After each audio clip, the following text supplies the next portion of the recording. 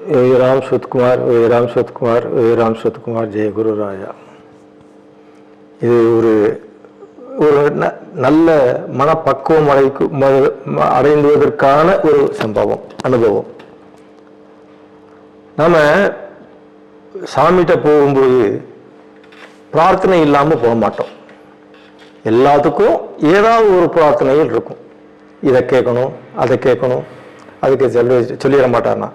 அதுவும் நம்ம சாமி மாதிரி இருக்கிறவங்ககிட்ட ஏதாவது சொல்லிட மாட்டாரா, நமக்கு அது நடந்துடாதா, நமக்கு நம்ம இருக்கிற கஷ்டத்தை தீர்த்து வச்சிட மாட்டாங்களா அப்படிங்கிற எண்ணத்தோடு தான் மக்கள் நிறைய பேர் பகவான்கிட்ட போயிட்டு இருந்தாங்க. சன்னதித்தில் இருந்த வரைக்கும் அந்த மாதிரியான ஒரு நிகழ்வுகள்லாம் நடந்து கொண்டு இருந்தது. அப்போ பிரார்த்தனைகளோடு வராத பக்தர்கள் யாருமே இருக்க மாட்டாங்க. பகவானுக்கும் தெரியும். அப்போ எனக்கும் நிறைய கேட்கணும் ஆசை இருக்கும். இதுக்கு இப்படி செய்யலாமா, இதுக்கு அப்படி செய்யலாமா, இது செஞ்சா எனக்கு இது சரியா போகுமா. ஏன்னா நமக்கு இருக்கிற பண கஷ்டங்கள், மன கஷ்டங்கள், மனமாச்சரியங்கள் எல்லாத்தையும் சொல்லி பகவான்கிட்ட நம்ம உடனே தீர்வு வாங்கிடணும்னு ஒரு ஆசையோடு தான் நம்ம போவோம். ஆனா எனக்கு ஏற்பட்ட அனுபவங்கள், நிறைய அனுபவங்கள் எப்படின்னு கேட்டீங்கன்னா, நான் அதை கேட்கணும் இதை கேட்கணும்னு நினைச்சுக்கிட்டு போவேன். ஆனா நாமளா கேட்க முடியாது பகவான்கிட்ட. பகவான் கேட்டாங்கன்னா நாம சொல்லலாம். ஆனா எனக்கு நிறைய தடவை அனுபவங்கள் எப்படி இருந்திருக்குன்னா, மனதில் நினைச்சிருப்பேன், ஆனா நான் நேரடியாக பகவான்கிட்ட சொல்லியிருக்க மாட்டேன், பேசியிருக்க மாட்டேன். ஆனா பகவான் என் கூட எப்படிலாம் இருக்காங்கன்னா, காலையில 7ல இருந்து 12 மணி 9 மணி இருப்பாங்க, 9 இருந்து 12 இருப்பாங்க, 4ல இருந்து 6 இருப்பாங்க. டைம் நிறைய ஸ்பெண்ட் பண்ணியிருப்பாங்க எங்க கூட. ஆனால் நாங்கள் பேசுனது என்னவோ, எங்ககிட்ட பகவானா கேட்டது என்னவோ கம்மியாக தான் இருக்கும். நாங்கள் சொன்னது கம்மியாக இருக்கும். ஆனால் எங்களோட மனதில் என்ன இருக்குங்கிறத தெரிஞ்சு எங்களுக்கு நிறைவேற்றி கொடுத்தது நிறையா இருக்கும். இப்படிலாம் இருக்கும்போது நான் யூஸ்வலாக லெட்டர் எழுதுவேன். எப்பயுமே லெட்டர் எழுதுவேன். போகிறதுக்கு முன்னாடி இந்த மாதிரி நாங்கள் வர்றோம்னு எழுதுவேன். திரும்பி வந்தா பிறகு இப்போ வந்த பிறகு நாங்கள் நல்ல முறையில் சேர்ந்துட்டோம் சாமின்னு எழுதுவேன். அப்புறம் ஏதாவது எனக்கு குறைகள் இருந்தால், இந்த இதெல்லாம் நான் செய்ய போகிறேன், இப்படிலாம் செய்ய போகிறேன்னு சொல்லி அவர்கிட்ட எழுதி லெட்டர் போட்டு பெர்மிஷன் கேட்பேன். நான் அவர் நமக்கு எனக்கு லெட்டர் எழுதுனது கிடையாது. ஆனால் நான் பெர்மிஷன் கிடைக்கும் அப்படிங்கிற சந்தர்ப்பத்தில் அப்படி நான் செஞ்சுக்கிட்டு இருப்பேன். ஆனால் அவர்கிட்ட சொல்லாமல் எதுவும் செய்யறது மாட்டேன். நான் எழுதாமல் செய்ய மாட்டேன். இப்படிலாம் செஞ்சுக்கிட்டு இருக்கும்போது நிறைய கடிதங்களும் நான் அவருக்கு எழுதியிருக்கேன். ஒரு சமயம் நான் போயிருக்கும்போது பகவானோட வலது பக்கம் தேவி அம்மா, அப்புறம் சுதாமா சிஸ்டர்ஸ், நாங்கள் ஏத்த சைடில் உட்காந்துருக்கோம். அப்போது பகவான் கேட்குறாங்க, தேவிகி டு யூ நோ ஹிம் அப்படிங்கிற, இவரை தெரியுமா அப்படிங்கிற. அம்மா ஒன்றுமே பதில் கிடையாது. He is a professor. இவர் ஒரு பேராசிரியர், காலேஜில் வேலை பார்க்குறார். இந்த பிச்சைக்காரன்ட்டு அடிக்கடி வருவார், நிறையா தடவை வருவார். இந்த பிச்சைக்காரன் அவரோட ரொம்ப நேரம் ஸ்பெண்ட் பண்ணியிருக்கார். அப்புறம் இந்த பிச்சைக்காரன் போய் இந்த இவர் ப்ரொஃபஸர் ஊருக்கு போய் எழுதுவார், சாமி நீங்கள் உங்கள் கூட நான் ரொம்ப நேரம் செலவழித்தாலும் கூட நான் நிறைய பேசணும்னு நினச்சதெல்லாம் பேசலை சாமின்னு எழுதுவார் அப்படின்னு சொல்லி தேவியம்மாட்ட சொன்னாங்க. தேவியம்மா ஒன்றுமே சொல்லலை. நான் ஏதோ தப்பு பண்ணிட்டோமோங்கிற என் மனசில் பட்ட உடனே நான் கையெடுத்து கும்பிட்டுட்டு, சாமி நான் ஏதாவது தப்பாக இல்லைன்னா என்னை மன்னிச்சிருக்கேன் சாமி அப்படின்னு சொல்கிறேன். No, it's all right, it's all right அப்படின்னு சொல்லிட்டு மறுபடியும் அதையே திருப்பி சொல்கிறார். அதே தேவிக்கு இந்த ப்ரொஃபஸர் அடிக்கடி வருவார், ரொம்ப நேரம் இருப்பார். இந்த பிச்சைக்காரனும் அவருடைய ரொம்ப நேரம் ஸ்பெண்ட் பண்ணியிருப்பார். ஊருக்கு போய் எழுதுவார், இந்த பிச்சைக்காரன் உங்ககிட்ட ஒன்றுமே பேசலை, என்ன பேசணும்னு நினச்சேன் பேசலைன்னு எழுதுவார் அப்படின்னு சொல்லுவாருங்க. சாமி என்னை மன்னிச்சிருங்க சாமி, நான் தப்பாக இருந்தீங்கன்னா மன்னிச்சிருங்க சாமின்னு சொல்லிக்கிட்டே இருந்தார். இது எதுக்காக சொல்கிறாருன்னு எனக்கு தெரியல, உண்மையிலேயே எனக்கு தெரியல. அந்த தரிசனம் எல்லாம் முடிஞ்சிருச்சு. அதுக்கப்புறம் ஒரு தடவை நான் என் ஒய்ஃபு பிள்ளைகள் வந்தாங்களாங்கிற எனக்கு சரியா ஞாபகம் இல்லை. அப்போது நாங்கள் சன்னிதி தெருவில் இருக்கோம். டிம் லைட், 6 மணி நாங்கள் நார்மலாக எங்களை வந்து 6 மணிக்கு உடனே அனுப்புனது இல்லை, எங்களை கொஞ்சம் நேரம் கழித்து தான் அனுப்பியிருப்பார். அப்போது பகவான் வந்து எப்பயும் உட்கார்ற இடத்துல உட்காந்துருக்காரு. நான் பகவானுக்கு நேர ஏற்ற சைடில் அந்த படியில் மர கதவுக்கு அடுத்த இடத்துல நான் உட்காந்துருக்கேன். அதுக்கு அடுத்து லலிதா உட்காந்துருக்காங்க. உட்காந்துருக்கும்போது எனக்கு அன்னைக்கு ஏதோ அவர்கிட்ட கேட்கணுங்கிற ஒரு மனசுக்குள்ளே இருக்குது. ஆனால் என்கிட்ட பேசவே மாட்டேங்கிறாரு சாமி, என்கிட்ட பேசவே மாட்டேங்கிறாரு. அவர் அங்கேயே உட்காந்துருக்காரு, எங்களை ஆசீர்வாதம் பண்ணுறாரு, பண்ணிக்கிட்டு இருக்காரு. 6 மணிக்கு அனுப்பல, 6 மணிக்கு நாங்கள் இருக்கோங்க. டிம் லைட் எரியுது. நான் மெதுவாக நான் உங்கள்கிட்ட ஒன்று கேட்கலாமா சுவாமிஜி அப்படின்னேன். இங்கே உட்காந்துருந்தவர் அப்படி எந்திரிச்சு லலிதா பக்கத்தில் வந்து உட்காந்தாரு. உட்காந்துக்கிட்டு you need not speak anything, ரொம்ப கோபமாக சொன்னாங்க. You need not speak anything, நீங்கள் எதுவும் பேச வேண்டாம். Keep your mind always empty, keep your mind always empty. அப்படியே நாங்கள் எனக்கு அரண்டு போச்சு. I was puzzled. அப்படியே இதாகிடுச்சு. அப்படியே நான் கூப்பிட்டுட்டு நம்ம என்னடா தப்பாக கேட்டோம், பேசணும்னு தானே சொல்லணும், அதுக்குள்ளே இப்படி சொல்கிறாருன்னு சொல்லிட்டு எனக்கு அப்படியே அழுக வருது. 2-3 தடவை திருப்பி you keep your mind always empty, you keep your always empty, now you can go அப்படின்னு சொல்லிட்டு எங்களுக்கு பிரசாதம் கொடுத்து அனுப்பிச்சிட்டாரு. அன்னைக்கிலேருந்து இன்னைக்கு வரைக்கும் என் மனசில் நிறைய பிரார்த்தனைகள் இருக்கும். இங்கே வீட்டில் இருக்கும்போது நிறைய பிரார்த்தனைகள் இருக்கும். பகவானை பார்க்கும்போது, பஸ்ஸில் போகும்போது, காரில் போகும்போது யோசிச்சுட்டே போவேன், இதை கேட்கணும் அதை கேட்கணும் அப்படின்னு கேட்பேன்.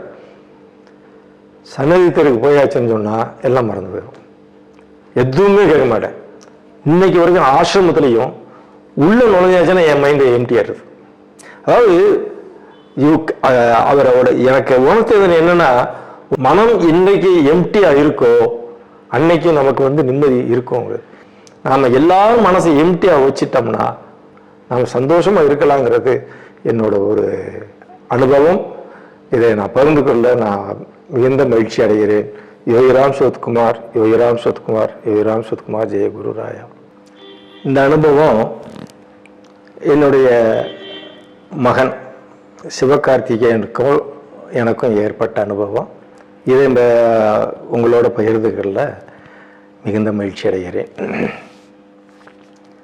1991 அந்த இடத்துல சிவகார்த்திகேயன் வந்து என்னோட பையன் சிவகார்த்திகேயன் 10th எழுத போறாரு, 10th எக்ஸாம் எழுதுறதுக்காக போறாரு. அப்ப அவர் வந்து என்ன நினைச்சாருன்னா, ஒரு புது பேனா வாங்கி அதை பகவான்கிட்ட கொடுத்து ஆசீர்வாதம் வாங்கி அந்த பேனாவை வச்சு எக்ஸாம் எழுதணும். அதுவும் இல்லை, எங்கள் வீட்டில் அந்த டயத்தில் எங்கள் குடும்பத்தில் ஹையஸ்ட் மார்க் வந்து 430 மார்க், 500க்கு 430 தான் ஹையஸ்ட் மார்க்கு 10th எங்கள் குடும்பத்தில் மற்றவங்களை எடுத்த மார்க். அதை விட அதிகமாக எடுக்கணும் அப்படிங்கிறது அவனுக்கு ஆசை. அதை சாமிகிட்ட எப்படி சொல்றதுன்னு தெரியல அவனுக்கு. ஆனால் சாமிகிட்ட அதை ப்ரே பண்ணணும், அவங்கள விட அதிகமாக நான் மார்க் வாங்கணும்னு அது ஆசைப்படுறேன்னு சொல்லணும்.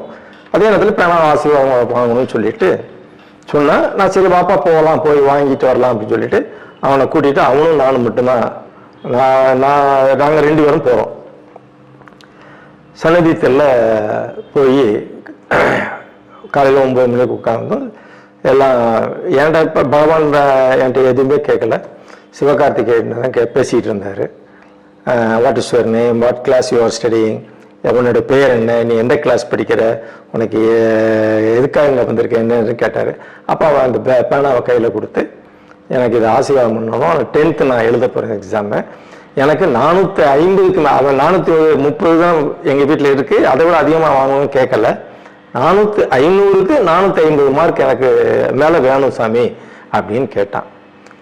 பகவான் திருப்பி கேட்டாங்க, எத்தனை 430 அப்படின்னு கேட்டாங்க. இல்லை சாமி 450 அப்படின்னு சொன்னார். அப்படியா, சரி அப்போ அவனுக்கு ஆசீர்வாதம் வாருன்னு சொல்லிட்டு ப்ளஸ் பண்ணாங்க. இருந்துட்டு எப்பவும் போல் நாங்கள் 12 மணிக்கு தரிசனம் முடிச்சுட்டு ஊருக்கு திரும்பி வந்துட்டோம். அந்த வருஷம் எக்ஸாம் எழுதினார். அவர் வாங்கின மார்க்கு 431. அதாவது எங்கள் வீட்டில் இருந்த 430 தான் ஹையஸ்ட் மார்க்கு, அதை விட அதிகமாக வாங்கணும்னு நினைச்சாரு. ஆனால் சாமி கேட்டது 450, சாமி சொன்னது 430 அப்படின்னு கேட்டாங்க. இல்லை இவர் இல்லை சாமி 450 சொன்னோன்னு 430. அதை விட அதாவது அவர் மனசுக்குள்ள இருந்ததை அவர் கொடுத்துட்டாரு. 450க்கு மேலே அதிகமாக வாங்கணும்னாரு, 431 கொடுத்துட்டாரு. அவனுக்கு அதில் ஒரு சந்தோஷம் அவனுக்கு. இது அவருக்கு ஏற்பட்ட ஒரு நிகழ்வு. அதுக்கடுத்து அவர் +2 எழுதுறாரு 1994. அப்போ பகவான் எங்கே இருந்து தரிசனம் கொடுத்தாங்கன்னா, ஆசிரமம் கட்ட ஆரம்பிச்சாச்சு.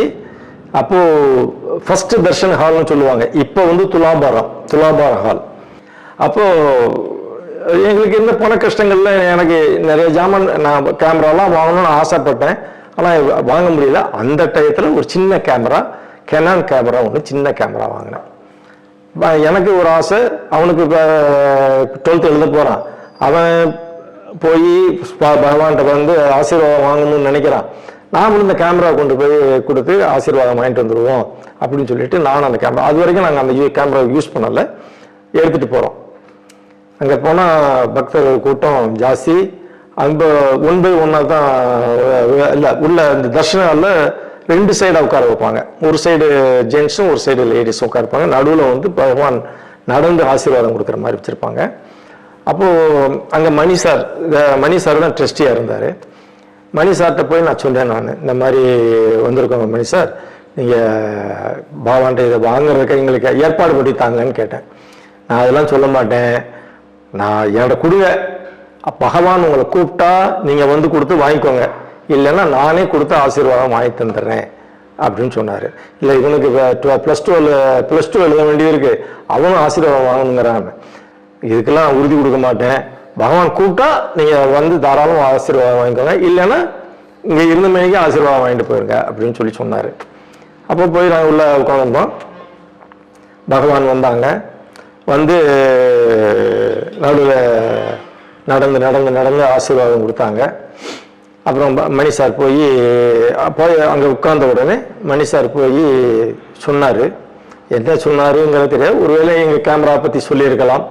ஆனால் பகவான் அதை ஏன்னா கேமரா காட்டினார், ஆனால் பகவான் அதை பார்த்துக்கிட்டதே இல்லை.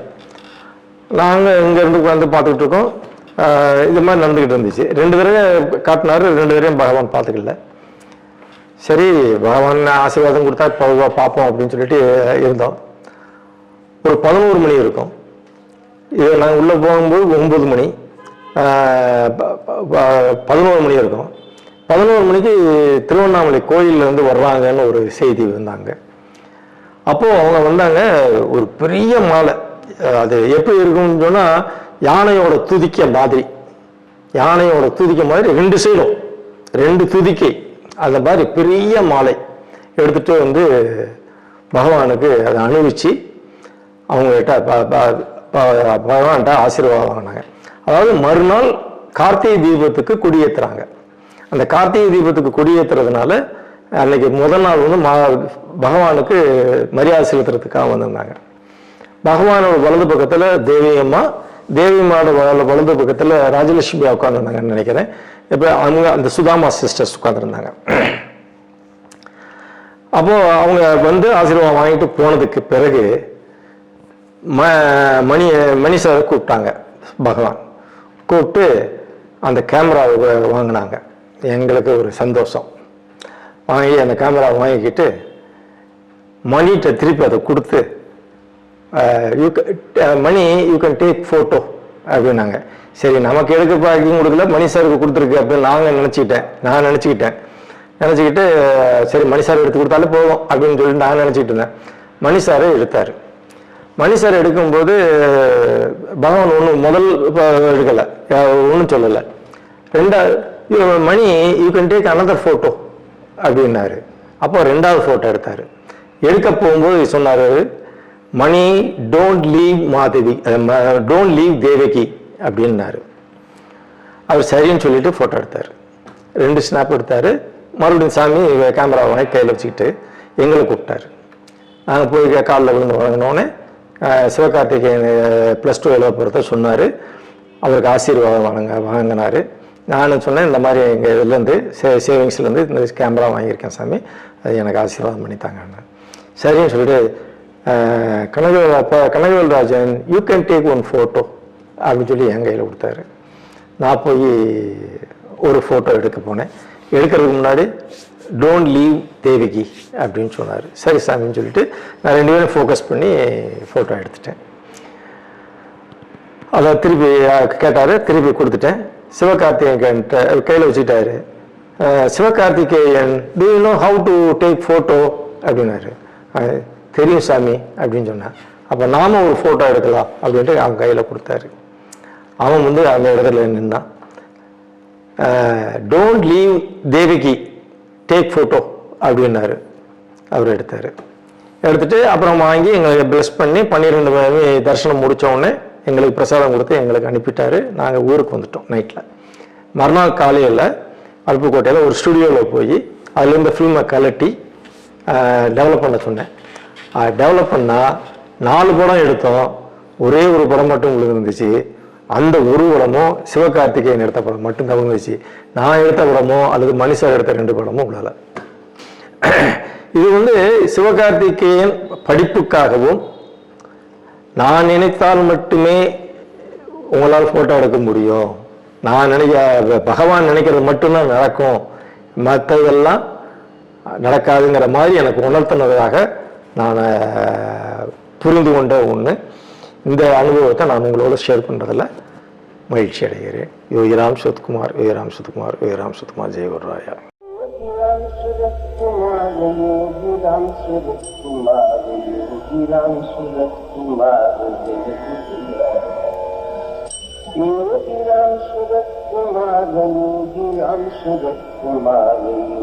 Ram Surat Kumar, Jaya Guru Raya.